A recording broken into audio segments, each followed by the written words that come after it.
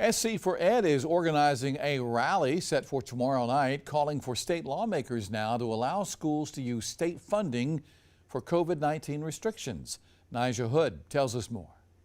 SC for Ed says the state legislature is not doing enough to protect students and staff from the virus. Tomorrow night's vigil is honoring those who died from it. Anytime you lose a student is absolutely heartbreaking because their life was cut short. And so we just want our students to be safe, and we want our school staff to be safe. The organization initially planned to protest, calling for the state to revoke its budget provisos, but felt a vigil was more fitting. We want to honor the students and the educators who have passed away due to COVID-19, as well as sort of bring attention to the fact that our state leadership is not doing what they need to do to protect our school buildings. One proviso they are challenging withholds state funds from schools for enforcing mask mandates.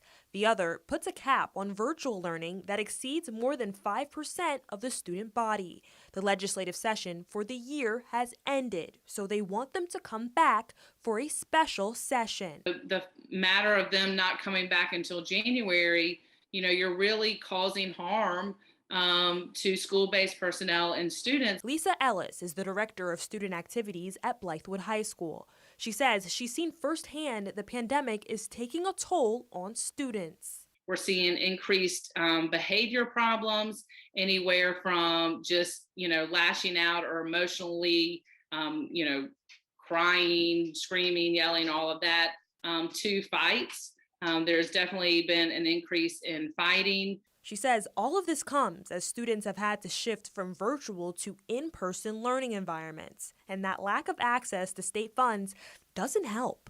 That's not really feasible for school districts. The majority of educator or teacher funding comes from that state funds, and so to sit there and say, oh, we'll just use other money, it just it's not feasible. In Columbia, Nija Hood, News 19, WLTX. And tomorrow's event starts at 5:30. It will include a moment of silence at 6:30.